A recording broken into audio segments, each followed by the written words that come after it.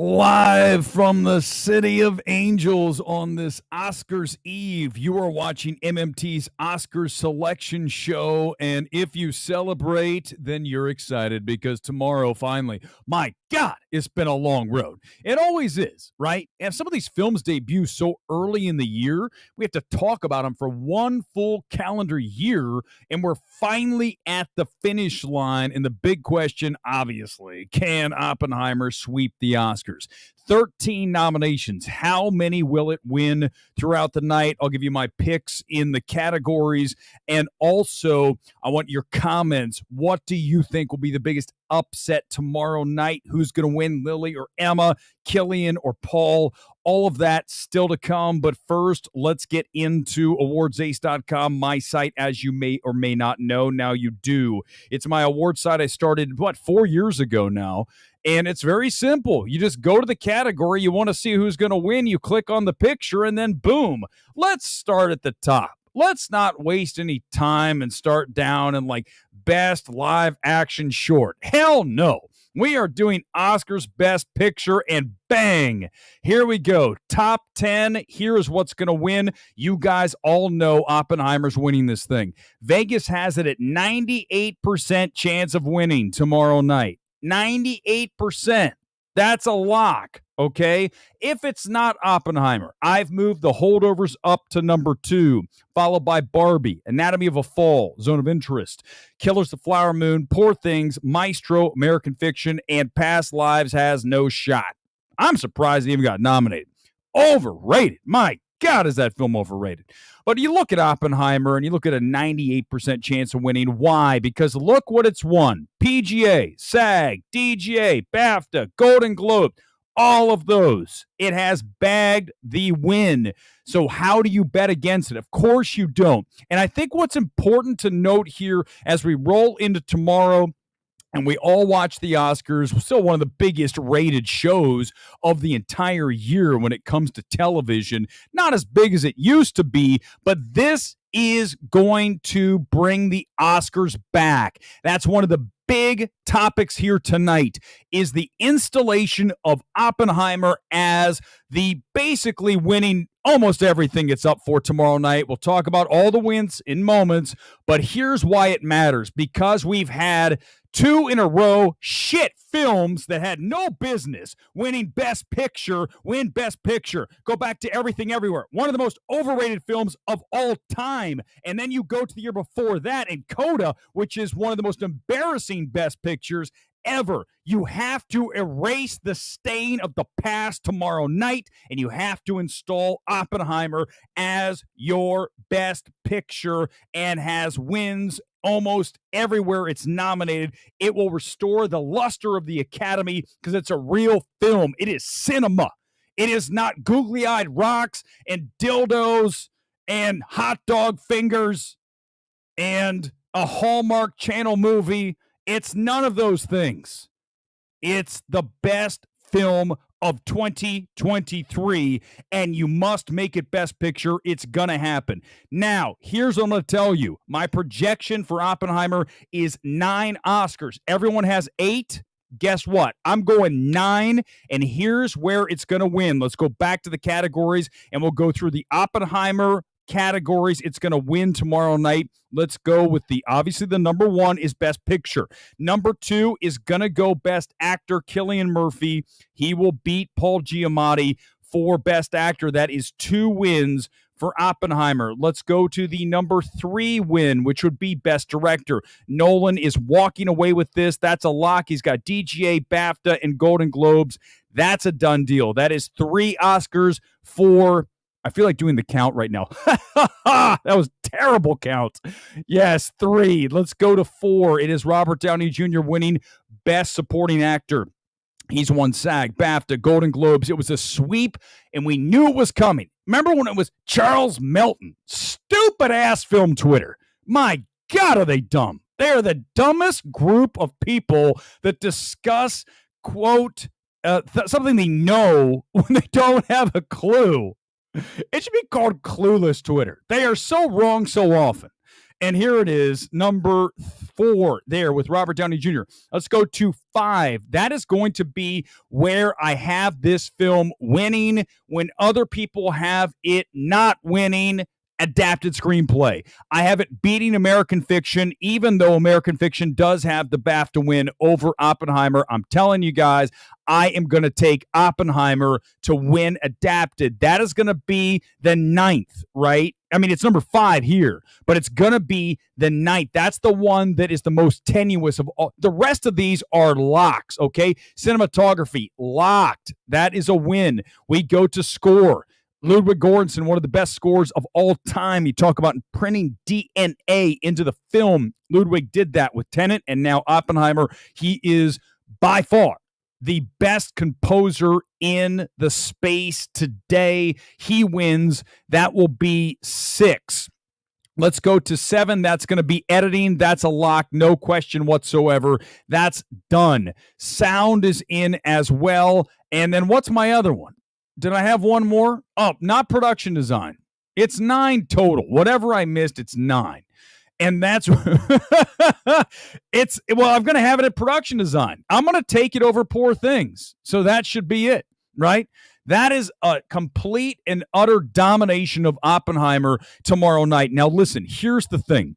When you look at what's going to happen, if it does get to 8, forget the 9th. If it gets to 8, right? So we've got, for sure, actor, director, picture, supporting 4 locked, editing 5, cinematography 6, score 7, and then I have either production design or sound for sure. Either production design or adapted screenplay would give it 9. If it gets both those, it's 10, right?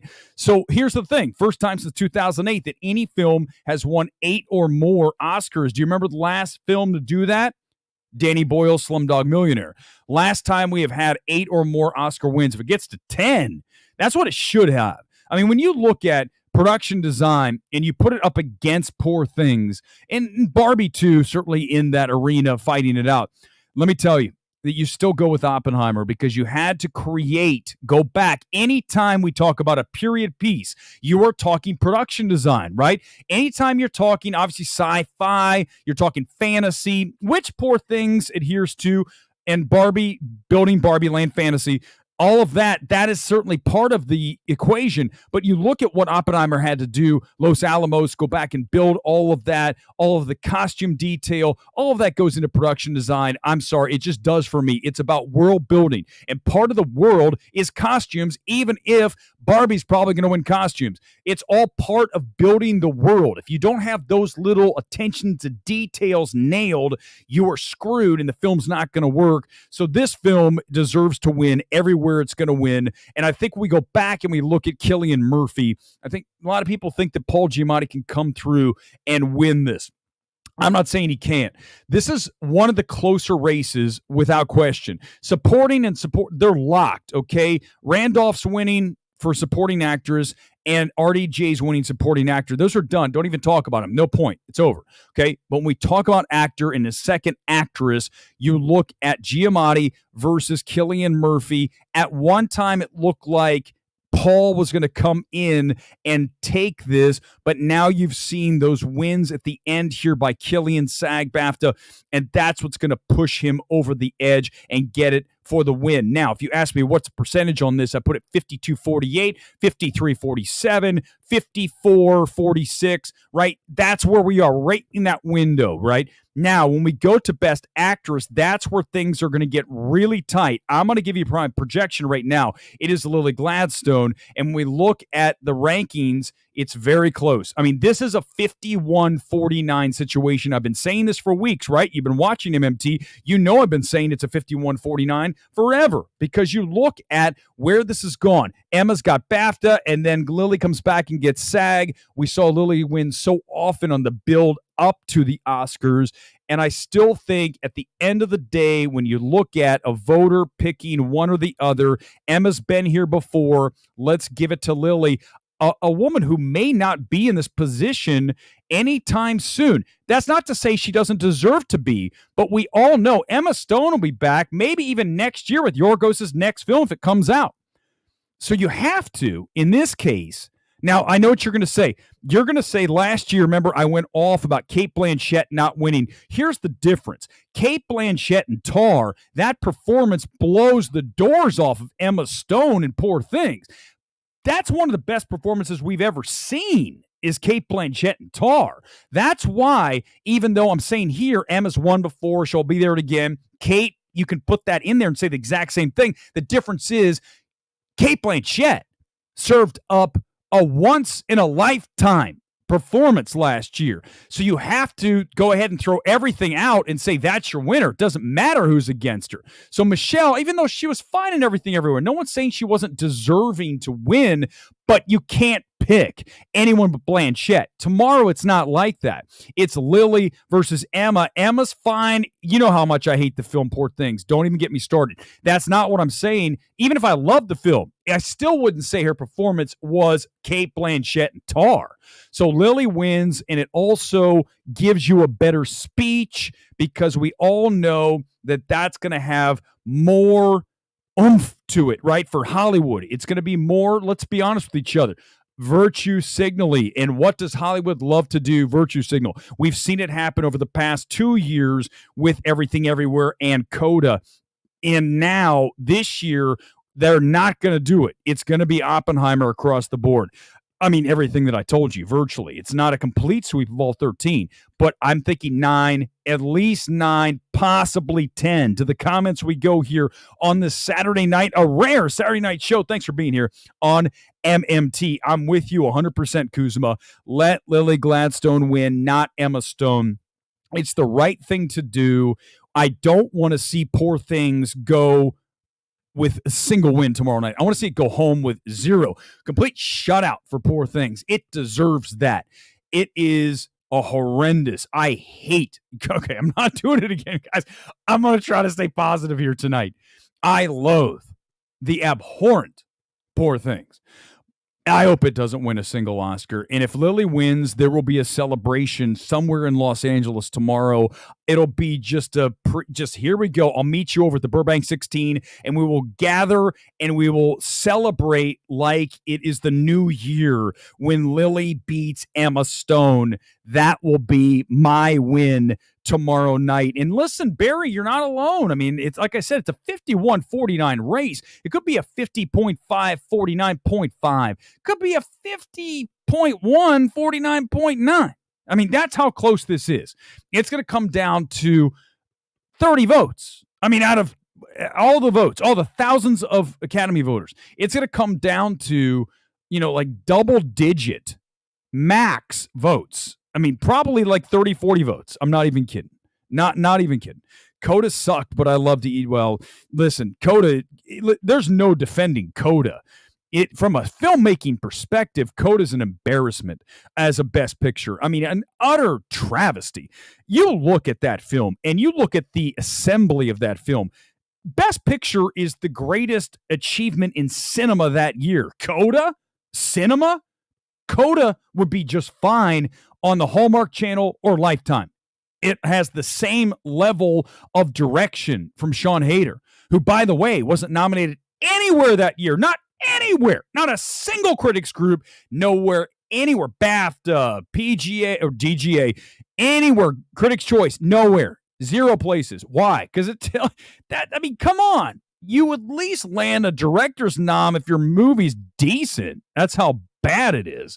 We're going to do not during the Oscars. I'll come on as we get ready to close out the night, and we'll roll into the post-game show. I don't want to be on for the entire Oscars. I want to watch the Oscars and chill. I'll tweet, but we'll come on tomorrow night. Let's say it's going to, when we get to Best Actor, Best Actress, we got like 30 minutes left. I'll probably pop up live and we'll talk about what's happened so far, what we expect to win Best Picture, do that live, and then have some fun with the show. We'll probably be on for about 2 hours tomorrow night. Should be fun. I'm not going to do like a 5-hour stream. I'll let Gore do that with his unremarkable cast of people to be talking about the Oscars. Because I won't be there this year. And I was the best thing about that show last year. Go back and watch it. You'll see. Poor Things definitely winning Best Production Design. I hope not, but I think that's probably the one. I wouldn't say definitely.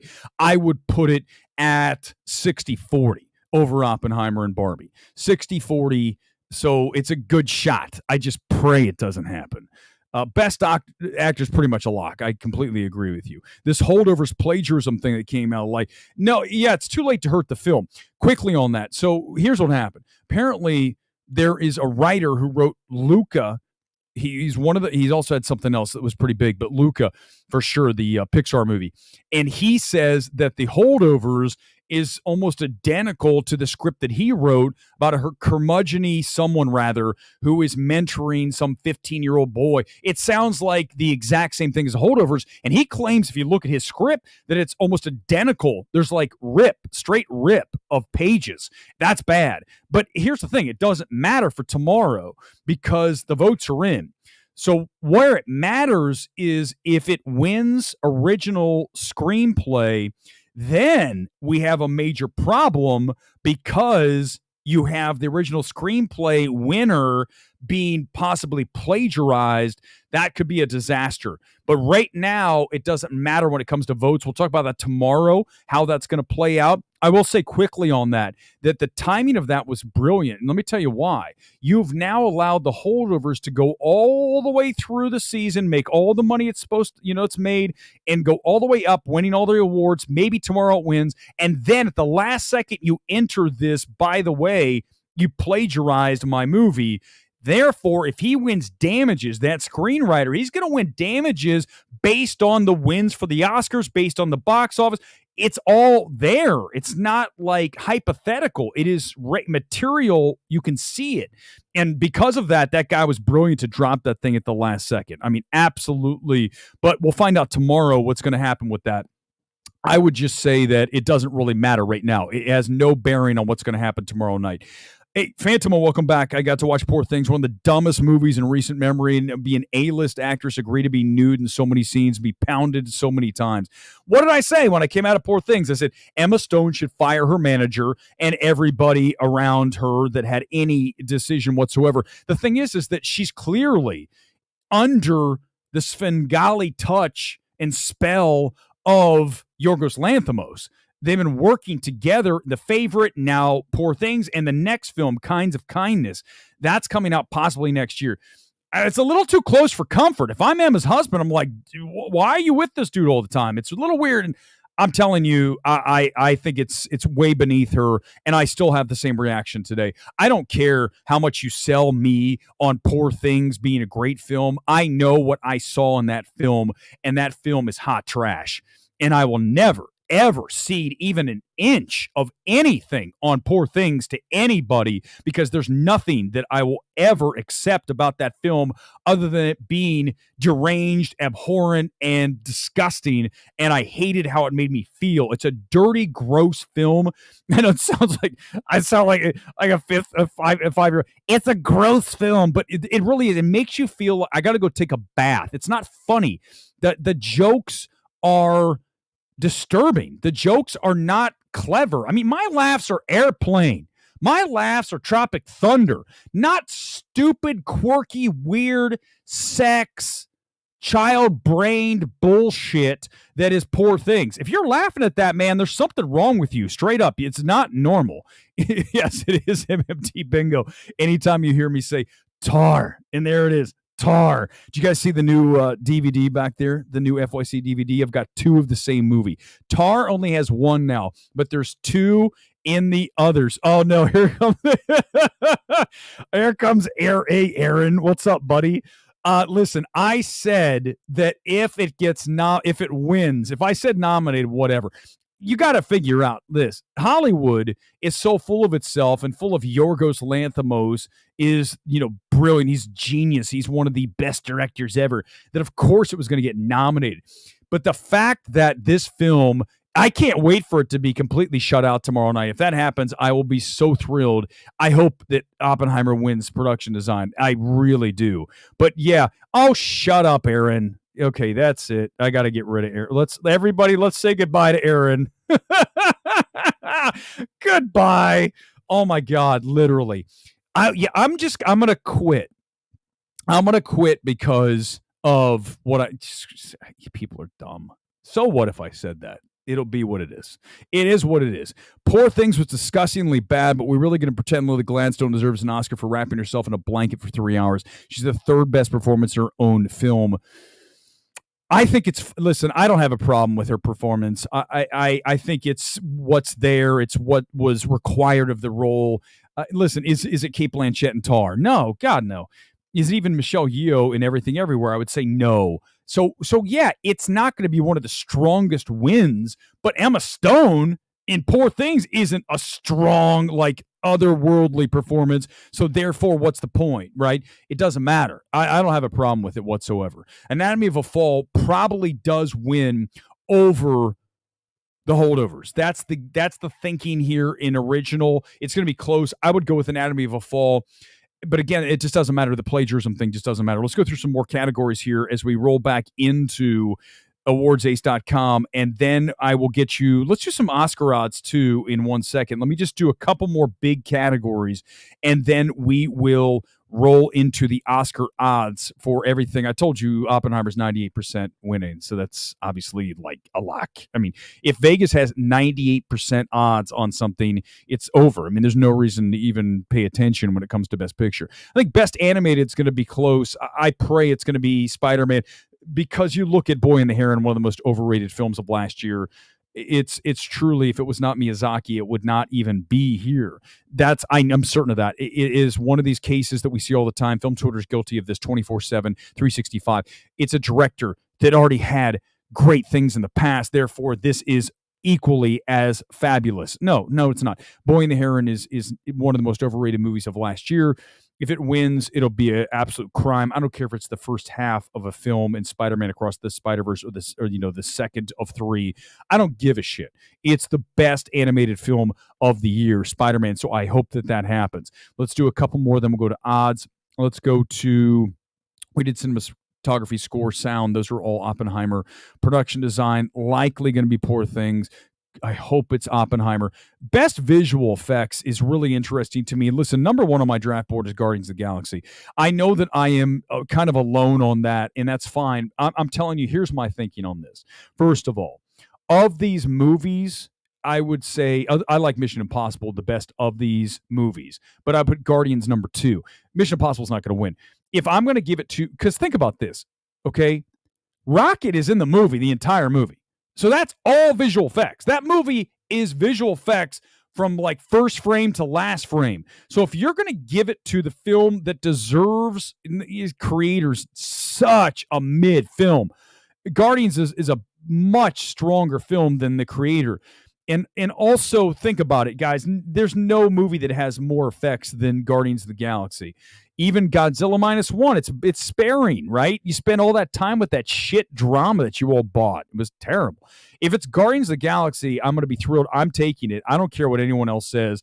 It better not be Godzilla, because Godzilla is, again, another of the most overrated movies of 2023. How you guys think that Godzilla -1 and that aborted kamikaze bullshit drama that was attached to that movie is good, that it's moving, that the girl who gets obliterated is at the end, she's alive?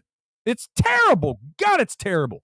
It's that drama in that movie, and the acting's not even good. You guys, what were you watching with Godzilla -1? What the hell was wrong with you? Like, have you ever watched a quality drama film? God, every time I hear someone say Godzilla -1, the drama, unbelievable. Is that a new host of this, BB? I can't promise that. I know. I hope you're. Listen, if it's, I got to read the super chat, unless it's from our boy we already banned because he's annoying as hell. Bodie, where's Bodie tonight? Listen, I hope it's someone other than Jimmy Kimmel. Listen, here's the problem with Jimmy Kimmel. Jimmy Kimmel is so far left, and you guys know I'm not right or left. I am straight up centrist. It's true. I am objective until it's time not to be objective, and I base my decisions on facts, based on opinion after I've seen it, and based on merit and all these things. He's just like hive-minded left-wing bullshit, and America doesn't like Jimmy Kimmel, okay? They just don't. I mean, I think Hollywood thinks people like Jimmy Kimmel. Jimmy Kimmel used to be a likable, accessible guy. I don't believe he's those things anymore. He gets on there and he's attacking Aaron Rodgers. You can say whatever you want about Aaron Rodgers. Here's the thing. I know Rodgers said some terrible things. I get it. Accused him of some really awful things. I got that. But the thing is like Jimmy Kimmel comes across as mean-spirited a lot. And that's not a good position. You really want to see. We all know who should be there, but they're not going to bring Ricky back. Gervais is not going to be. He's never hosted the Oscars, right? It's only been Golden Globes. That's who you want. You want a host who can poke fun at Hollywood. And I know that Jimmy will try to, but I just don't think he's going to go as far and as hard as you need to. Gervais would. And the other thing is that when you're up there, you got to know what you're talking about. And so many times I watch a host and they haven't watched the movies. Like, if you're going to host the Oscars, you should watch every single film that's nominated, short of documentary and the shorts. But other than that, you really should have watched virtually everything so that you are familiar, so you can make a quip about the movie, so that I could say if I was hosting it. And now, Poor Things, the movie about a woman who's implanted with her own baby's brain and proceeds to have sex just days later. Do you see? And then the audience would go, oh, but it's true. Ricky Gervais would do that, and it's true. Like, everything I just said is accurate. So what do you want? Yeah, I'm not a huge Kimmel fan. I don't think he's terrible, but he's not the answer. He's fine. He's passable. Ellen was good when she was doing it. We all know Ellen was pretty much canceled after word came out that she was nasty, like a witch. Those stories of Ellen are terrible. That she was just nasty off screen. She had their on-screen persona, and then she had her off-screen. The reality is with me is what you see here on the stream is exactly what you get in real life, for better or worse. There's no bullshit being put on, and you can probably tell when you watch. If that's -1, I don't want to see a sequel. Plus, I don't want to see, Coach sipping Jamba Juice out of a straw. I don't want to see, it's one of the most oh no, Bodie's back. Good Lord. You're a socialist. All right. Jimmy stinks. Yeah. I'm being kind, wasn't I? I'm not totally savaging him. Here's the reason Hugh Jackman doesn't want to host. Why would you want to host if you are a successful actor? Look what happened with Franco and what's her name when they hosted together, right? Anne Hathaway. That went bad, right? We all know there's no win. You're only going to lose in that situation. So why even bother? So tomorrow night, Jimmy can't lose. He already has a show, whatever ratings it even gets. He's not going to lose. If you're Hugh Jackman, and he was great in that role, but I would never go back. I don't want to even risk it. Like, even tomorrow night, Ryan Gosling's going to sing the Barbie song. I don't know if I'm going to do that, because unless he totally nails it, which I'm not saying he can't, but live is not the same as in front of a camera with multiple takes. This stream is live. How many YouTubers could do this stream live? Very few. Very few. By themselves? Very few. So it's a different skill set, right? Totally different skill set. We'll find out tomorrow, but I'm telling you, if I'm Ryan Gosling, I might have I don't know. You can see why a lot of stars go, I'm not going to do that live, because what happens is as soon as you screw up, oh, look, because when you are an actor and you have multiple takes and you're not doing a live show, you can get your best performance. You can say, that wasn't good. Let's do it again. If we were doing this as a movie, I would have obviously restarted and gotten rid of the guy who said, you were going to quit. Just get rid of it. Edit it up. But it's live. It is what it is. So you just go with it. But if you're an actor, you get multiple takes. The ghouls at the Academy would never allow Ricky Gervais. Yeah, probably right. Because he's going to say something like I just said about Poor Things. And he's going to make fun of all of the liberals in the room. And listen, I have plenty of friends that are hardcore liberals, plenty of friends hardcore conservative. I don't care. I don't care if my friend loves Trump or loves Biden. I don't give a shit. They're still a friend. I don't, disassociate. That's what we live now. Oh, you like Trump? Oh, well, I can't ever talk. He's a Nazi. Oh, you like Biden? He's terrible. We can't Guys, we're all people. We're all just doing our thing. Stop freaking out about someone's politics. I mean, obviously, I'm not going to agree with everything on either side, but it's just, so tribal. Stop with the tribal shit. Godzilla -1 definitely pulling for that one. Did a lot with little money. It definitely has the Japanese melodrama that's not great. It's fine. I mean, it's just I just was so unimpressed with that movie versus versus other films. Listen, that's never going to happen. I mean, listen, Hollywood doesn't even want me to come to their parties anymore, which is fine. I don't blame them. And when I savage all these people the way I do, but then, think about it. It's fair. Like, I just destroyed A24 for that Problemista movie. And then 2 nights later, I saw Love Lies Bleeding, which I adored. I mean, listen, Rose Glass. Listen, if I had to pick one director I'm putting all my chips on for the future, it's Rose Glass. I can't wait for you guys to see Love Lies Bleeding. Check out my reaction. But that's the thing is like, it's both sides. You never know what you're going to get with me because it's objective, it's fair, it's based on merit. So if I trash an A24 film, I love an A24 film. That's usually how it goes. And that's the thing is these Hollywood types don't like even somebody that criticizes one thing and loves another. Like, we just want someone who's not going to trash things. We're going to say this is all great, and that's not who I am. I never will be. It is what it is, right? So it's not going to happen. It would be off the chain because I would definitely have at least this much vodka before I went on the stage, and I wouldn't be hammered, but it'd be a really nice buzz, and I would just start going off on shit. And I could write some things, and I'd have writers. Imagine if you had a writer who was smart and witty, and you could work with some of that and then riff on people in the crowd. That'd be amazing. That would be amazing. I would look, this is why I would never get hired. If I was on the stage and look, everybody, Emma Stone, I mean, one of the best actresses here in Hollywood. There's no question, right? I mean, everybody. I mean, but I would just want to know, how big of a stretch was this your hardest performance when you had to portray a woman with a baby brain having sex with dudes getting banged at a whorehouse? And they'd be like, that's it. Get him off the stage. You see? But people would die. You're like, this is great. This is exactly what we want, but it's not. No, we're not going to do that. Unfortunately, 2016 changed the country forever. I don't know, man. I don't listen. I don't even think it's not about Biden or Trump. It's about the people behind all that shit, and they're pulling the strings and making some terrible things happen. There's no question about it. All right, let's see what else I have here, and we're going to keep going. We might shut the show early tonight. Tight, man. Let's get to it. We got the picks. I think we'll go through a couple more categories, and then we'll call it a night because tomorrow we're going to be on for a long time talking about reaction to what happened. I think at the end of the day, when we talk about the Oscars for tomorrow night, there's not as much anticipation for me because it's pretty much settled in so many categories that there's only a few things that we really have to look forward to. Let's face facts. The average person doesn't care what wins Best Production Design tomorrow, or Best Costume Design, or Best Hair and Makeup, likely Maestro.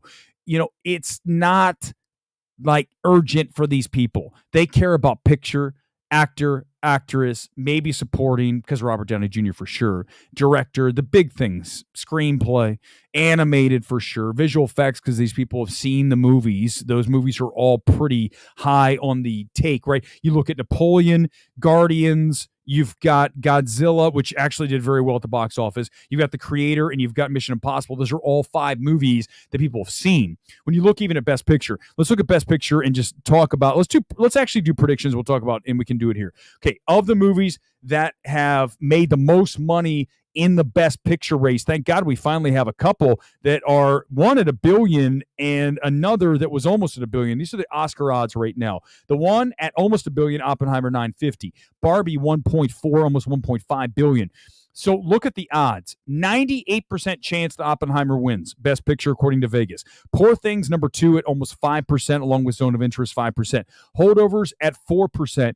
I've got Holdovers ahead of Poor Things and Zone of Interest. Remember, it is a preferential ballot. They're going to go for a film that everybody likes, and everybody likes the Holdovers. That's why I have it number 2. I don't like these odds. I would actually put money on Holdovers for tomorrow night just for the hell of it. It's not going to happen, but I'm just saying, just for the hell of it, could I get a second place bet? Anatomy of a Fall at 2%, Barbie 1.5. That's too low. Put Barbie up higher. A little bit higher. I'd give it at least a 3% chance of winning. American Fiction 1.23 chance of winning percent. Killers of Flower Moon 0.99%. Think about how we all thought about Killers of the Flower Moon had this great chance to win. When I first saw it, I was like, oh, and then it just kind of just didn't happen. It's Scorsese. It kind of fell apart, and Oppenheimer just surged at the end. And it's Nolan's year. Maestro 0.66 and Past Lives 0.66 chance of winning. Okay. Let's go to Best Actor. Let's go to Director. Nolan is 97% chance of winning. Yorgos is number 2. I think that's right, even though, God, if he won't win. But can you imagine if he does? I will start breaking things in the studio tomorrow night if Yorgos wins. If Emma wins, I'm going to celebrate Lily, and we will destroy if Yorgos wins. Cillian Murphy, 91% chance of winning Best Actor. Giamatti, 15. I'll call it 60-40 then on Cillian. Maybe 50. I think it's closer than that. I would actually put money on Paul Giamatti at odds plus 550, 15% chance of winning. I would put money on that for sure. Best Actress, look at this. It's actually that Lily, it's 70% to 38 Emma Stone. That's another one I'd put money on because it's Hollywood Emma Stone. They want to celebrate Poor Things, the refuse that it is. So that's another bet I would probably take. Supporting Actor, Downey is 98%. Randolph, 98%. I told you they're done. I didn't even look at these odds until now. And you can clearly see Anatomy of a Fall, 71% original, holdovers at 36. I think it's closer than that, but Anatomy should win. Adapted screenplay, American Fiction, 65 to 33. I would put money on Oppenheimer there, no question. At plus 200, 33% chance of winning. Money on Oppenheimer, absolutely there. That's where I have it winning. So I would put does anyone live in Vegas? Can you guys run and put 500 on that on Oppenheimer for Adapted tomorrow? I will take it all day, all night at that number. International feature, Zone of Interest is winning 96%. We called that like way back when I first saw that film back in October. Or was it, hell, did I see that movie in September? It's been forever I've seen that movie. Documentary is going to be 20 Days in Mariupol. And why? Because it deals with Ukraine. And again, it's a cause. It's a virtue signal. It doesn't even matter what else is in the race. 95% chance of winning. It's going to win. Animated feature, Spider-Man, 65 to 42 over Heron. I would say I'd put money on Heron. It's close. It's closer than that. Original song is going to be Barbie, one of the two. It's probably going to be the Billie Eilish song. 88% chance of winning, it looks like. Visual effects, they have Godzilla -1 at 63. I'm taking Guardians. I don't care if it's at 5.88. I'm hoping and praying that they don't pick Godzilla -1. It's not that the effects are terrible. It's that, think about it, guys. Can I just go off on something? Which film has more visual effects in it? Which film has more work done in the visual effects department and is more accomplished in the visual effects? It is Guardians Galaxy 3. It is not Godzilla -1. Oh, well, let's just vote for the little movie. No.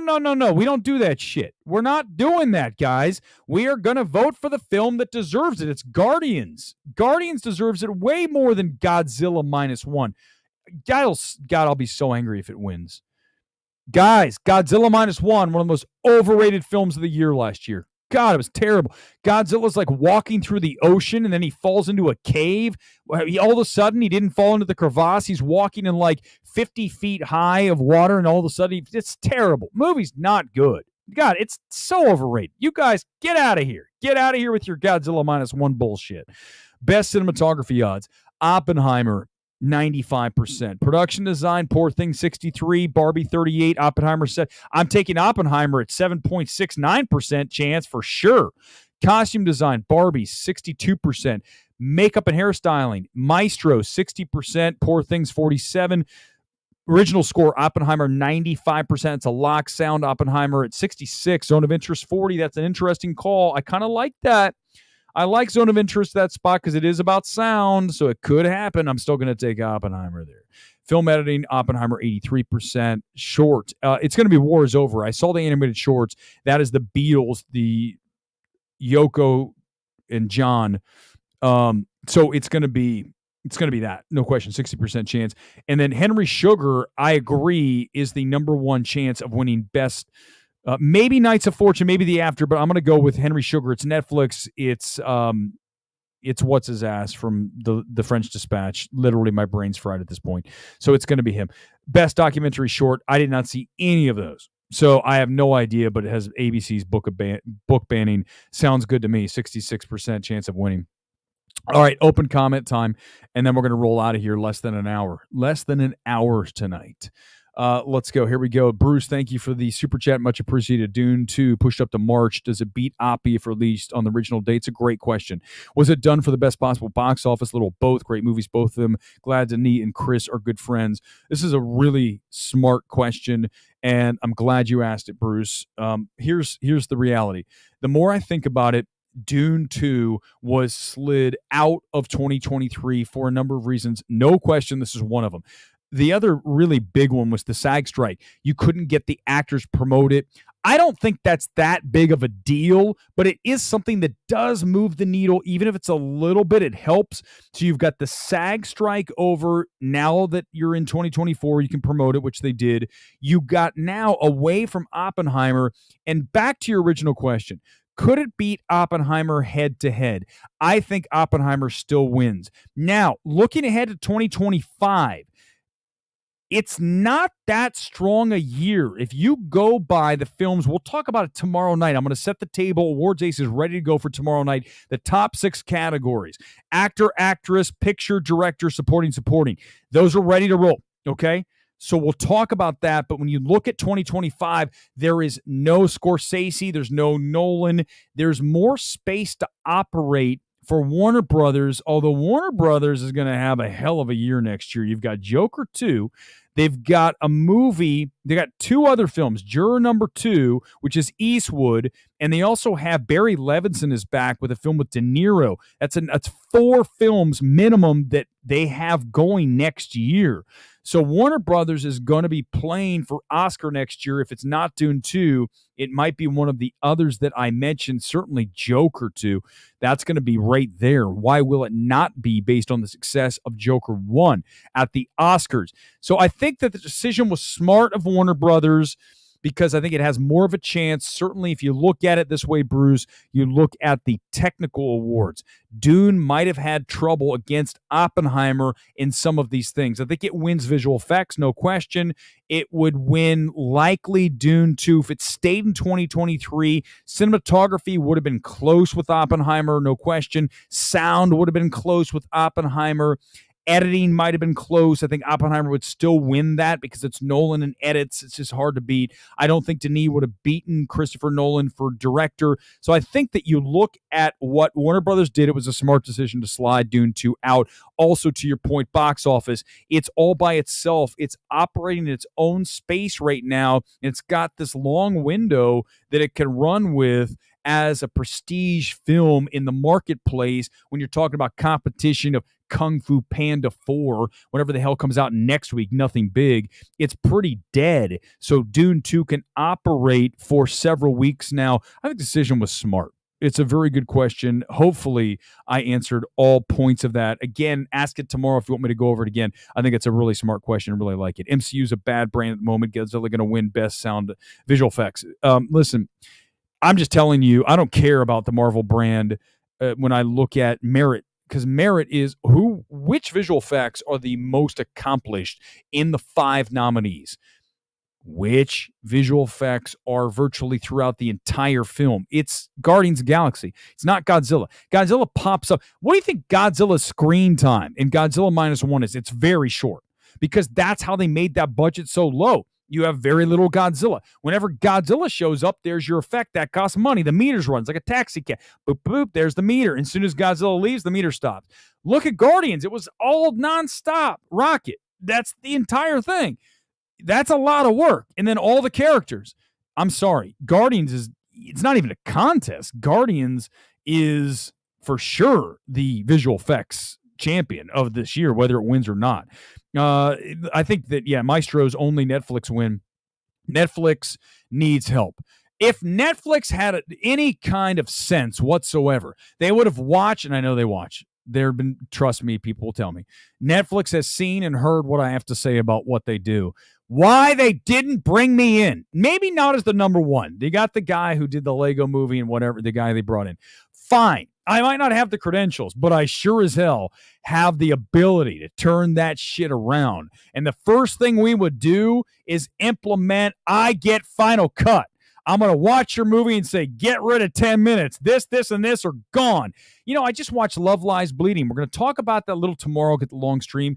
I would rearrange that film at the end, and I'm telling you, it'd be better. Oh, man, I want you guys to see it. I don't want to spoil it, but there's something I would do to that film. It'd be a stronger film, and I'm like, oh, why, Rose? These are the things I want to do. And, there's people out there going, as always, what makes you think? Because I've proven time and time again, I have an incredibly gifted eye for seeing what works and what does not work within the space of a film. And it happens over and over when I watch something and I go, why is this here? Why did you not rearrange? Why did you go back to Coda? What did I say about Coda? Why are you not finishing the film on her face? Why are you showing the car drive off? That's terrible. This is what I do. You end on her face, go to cut to black, fade to black, over, bang, film's over, not the car driving off. It's terrible direction. It's embarrassing. That kind of decision that anybody who watched a cut of that film and didn't say, what are you doing? Showing the car drive off. Why are you doing that? That's stupid. We know she's in the car. We know she's going to college. Show her face, given the sign, it's over. Fade to black. What the fuck? This shit makes me crazy. Because, don't forget, I always forget this. The reason that I am not going to get hired by Hollywood, because I'm the old white guy. I'm not the diversity hire. Because that's the world we live in. I could really go, right? Which is bullshit. That's such, imagine thinking like that. We really like what this person brings to the table, but they're white. What?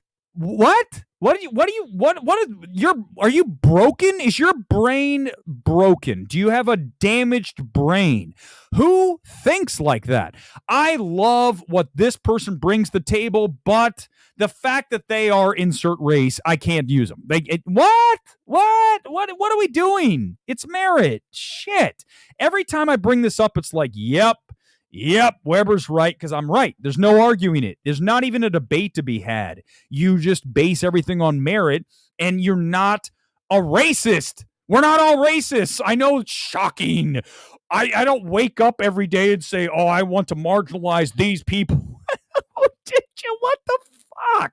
These people are so broken in their heads. And we all know why a lot of that happens, because there's people taking advantage of it, making money off of becoming a victim. Don't even get me started. We're not going to do it. We'll do it another time. I can't do it again, guys. I can't. I know I'm right. You guys know I'm right. I can't even argue it. Bong's back next year. Here's the problem. Let's talk quickly. Let's do more of this tomorrow night. But since you're here and I started, I will go and make it tight, and I'll extend it tomorrow night. Mickey 17 got pushed to January. Now, there's two ways to look at that. One, it's the dead zone of January. That film's dead. It's not good. Okay, that's certainly one way. The other way is this. It's in January, which means we can debut it before the end of 2024 and get it eligible for the Oscars and then release after it gets nominations. I'm not completely unsold. I'm not putting this thing, casting it out. Mickey 17's not out next year. It is asterisk. We don't know if it's going to be in or out. We'll find out. But if Mickey 17 is in, that's 5 Warner Brothers films I told you about that are already there. We'll talk about it tomorrow. What do you think? Okay, well, let's talk about some of this tomorrow, because I just want to finish up the stream here tonight. We'll go forever tomorrow. I promise you. Forever. 2 hours minimum tomorrow night on MMT, the post-game show. I think we're going to wrap here with tonight as I, decompress, get ready for tomorrow. We'll do a breaking box office tomorrow morning with Dune 2 looking like about minus 48, 49, 50% on the weekend. Also, Kung Fu Panda's doing really well. We'll talk about that tomorrow morning, live, quick 10-minute stream. And then tomorrow night, as the Oscars get ready to finish, we will fire up live here, get the notification, and we will dissect all the winners and losers of Oscars 2024. And most importantly, what you're going to get from me tomorrow night more than anybody, and from nobody else can they do this, we're going to do Oscars 2025, the major categories, the films you got to watch out for. I already broke through 5 tonight. I mean, guys, this is what we do. So often I do box office. We talk about shit films, great films. Ultimately, guys, it started as the awards ace. That's my site. So ultimately, this is the filter that we run everything through. And I can't wait to share that with you tomorrow night. It's going to be fun because we do it live, right? Live. We don't do this tape shit. And I don't need 15 guests. I don't need me, in a sea of 15 like Gore will have tomorrow, because Gore can't do a show by himself. I'd love to see. He can't do it. He couldn't do what I do. He knows it. Tell him that tomorrow for me. Gore can't do the show by himself. If he did, I would destroy him. It would be literally a knockout. One punch, done. He can't do it. That's why he's going to be surrounded by 15 people. He can't do what I do. That's fine. It is what it is. I'm just telling you, I don't need to have 15 boxes around me. I'll do it tomorrow night live by myself with your comments from LA. Oscars night finally has arrived. I'll see you tomorrow night. Tomorrow morning, breaking box office. For now, peace. Live from LA. We are